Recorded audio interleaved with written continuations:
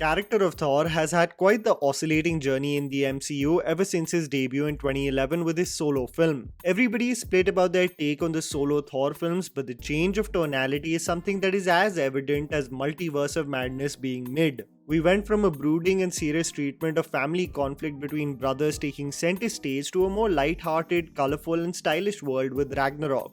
While some are not fans of the shift incorporated by Taika Waititi, it is undeniable that there was unanimous love that poured out for the film. Its massive success leading to what we now see as Thor Love and Thunder. Even though there will be a minority in the case of people who love the first two installments, I'll be honest, even after a second viewing, I can't fully get behind Thor and Thor The Dark World. Other than the animosity and brewing toxicity between Thor and Loki, the incessant use of Dutch angles, poor antagonists, lack of coherence with character developments and relationships, and not to forget clunky final battles just made me fall out of love with the creative spin the makers were going for with Thor. With Joss Whedon's integration of Thor in Avengers, there was some reprieve, and we saw a very interesting arc of the character, in my opinion, Thor being in his finest form in Infinity War. Irrespective of one's preference, we are here to see Taika's rendition of Asgard and Thor's development and whether it accounted for a cinematic Marvel experience that so many of the films promised. I can't really say the same for every feature of the fourth phase though. Thor Love and Thunder focuses on Thor concluding his journey traveling with the Guardians only to commence his new chapter in life as a retired man. Circumstances of course arise where Thor has to return to battle, joining hands with Valkyrie, Korg and Jane Foster, who has acquired Thor's powers, being chosen by Mjolnir only to stop the goal of Gorr the God Butcher, which is to eliminate all gods. Here's me telling you the good and bad aspects of the film so that you guys can ultimately decide whether to watch Thor Love and Thunder in theaters or not. Who am I kidding? You guys have too much FOMO, you're gonna watch it anyway, so listen to me and chime in on your experience in the comments below. The good. Technical moments. A lot of the elements that stayed true and were huge merits for Thor Ragnarok also stayed true for this film, having absolutely beautiful frames, especially when the new Asgard is focused upon. You have vibrant saturated colors, especially when Natalie Portman as mighty Thor teams up with Thor. But sadly, the technical prowess is short-lived because this film is so emotionally distant that you can only appreciate the frames. Some technical moments of magic that I can talk about include Natalie Portman looking at herself in the mirror, transitioning seamlessly to understand her catalyst for the journey, or the one sequence where the journey to the ultimate battle against Gorr and how the frame goes from saturated colors to become bleak and lifeless. Without giving anything away, also I really have to compliment the climax sequence of the movie that is so beautifully fleshed out. Gorr undoubtedly being the best part of this film, having the most emotional depth and gravitas, which was sadly missing throughout the film because his appearance is so brief. The juxtaposition of Chris and Natalie Portman's relationship versus what was Gorr's trigger to embark upon this journey is actually beautifully etched out. The one thing that I loved about Thor Ragnarok was its beautiful homage to the 80s rock music, but somehow this film that represents the same kind of vibe of Ragnarok absolutely misses the mark in encapsulating the same feeling of the grunge 80s era. In some sequences, it actually feels like the creators forgot the background score in many of the action set pieces that could have easily elevated the quality of those scenes. Some performances and comedic moments. You know your film is destined to the vicinity of mediocrity the moment you realize that the villain is the best part of the film and he also features in scenes few and far between in the screenplay. Another aspect of a film's downfall, and this is true for also Multiverse of Madness, is that the lead hero actually becomes a supporting actor in the grand scheme of things. If I really want to point out the star performers of this movie, it has to be Christian Bale, who is an absolute home run in this movie, and coming a very far second is Natalie Portman as Jane. I will get to why Chris Hemsworth really struggles in this film. It has more to do with the writing of this movie rather than his capability as an actor. Christian Bale really does set the theme for this movie, to not just play the prototype villain for the sake of it, but actually bringing a sense of nuance to what is the catalyst to go on this tragic and violent journey. Such a grey narrative for a villain requires a capable actor, and a versatile one like Christian Bale is like something the MCU fans can dream of. The sad reality, however, is that the capability of an actor gets lost in a film that is so mediocre that it only shines when he features in sequences. Natalie Portman really does provide a sense of vulnerability when the film explores why she joins hands with Thor to fight against Gorr. But if I want to be totally honest, it does only stay momentarily, sharing a beautiful scene with Thor as they're on their way to the Shadow Realm. Probably the only scene for me that had some kind of depth in the relationship they shared over 4 installments. 3 if you technically look at it.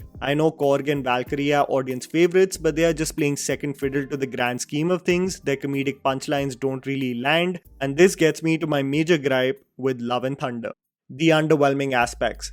Action is so mid. One of the most beautiful aspects of movies that are made on this scale is the great synergy between music and the visuals, and this especially shines during the action sequences. What I have to say about most of the combat sequences of Love and Thunder are that they are so forgettable that you actually start to reminisce about the best or engaging sequences in the history of the MCU. Even going back to just Ragnarok and the iconic bridge sequence as Led Zeppelin's Immigrant Song blasts in such epic fashion. As I said in my positive aspects of the film, that there are some technical moments that shine, but when you're looking for the crescendo of the music at a stage when Thor gets the Stormbreaker and really annihilates everything in his way, it never really has that epic mass moment to result in hooting and cheering in theaters that you would expect for a packed theater at 7 am. I mean, these are fans. And it doesn't rile up that same emotion. This makes me worried about the films in the fourth phase because they are known to be at least excelling from a stylistic point of view.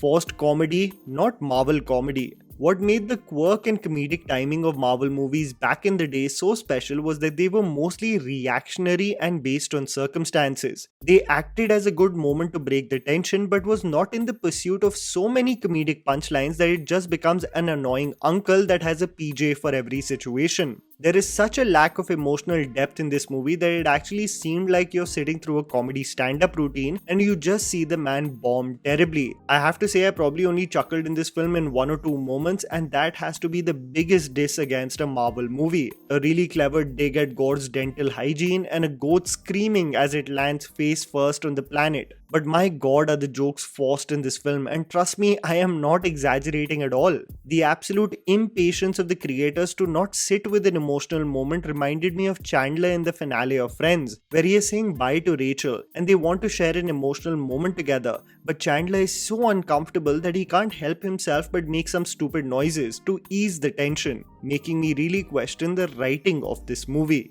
Cringe dialogues and abrupt tonal shifts. You have comedy that is mostly a miss in this movie. Korg keeps on messing up Jane Foster's name, calling her Jane Fonda or Jodie Foster. Chris Hemsworth's motivational speeches are riddled with underconfidence and stuttering, as if the creators wanted to portray Thor as not a confident and formidable leader. You have legendary actors being reduced to such gimmicks in the form of cameos. Warrior deaths and intense scenes have throwaway jokes that ruin the setup. You have Thor trying to attempt to do a split like Ajay Devgan, but we know our legend did it better. There is an entire charade of Pati Patni aur Wo happening between Mjolnir and Stormbreaker, a god-awful accent by Russell Crowe playing Zeus, such over-the-top delivery that it seemed like a college one-act play parodying the world of Thor and the gods of the universe. The film really does seem like 2 films, getting only interesting as Gore is introduced and being weighed down in its own wackiness to the point of coming across as not 300, but more like Meet the Spartans. The Curious Case of Thor. It is an absolute travesty on what has become the evolution of Thor. We went from a man who has gone through such heartbreak and loss throughout his journey, and this movie and its treatment of those said events are portrayed as flimsy or something so momentary, something so frivolous, that it actually discounts the kind of trauma Thor has gone through. You're looking at a god who has lost everything that is close to him, and Love and Thunder treats those same tragic losses in such a flippant manner, it actually becomes a mockery of what he has gone through. What is even more sad is that Thor was at least considered to be a capable and able leader, but Love and Thunder has made him such an airhead in this movie that it actually seemed like as if Johnny Bravo had powers and he was in the same situation, it would be Thor Love and Thunder.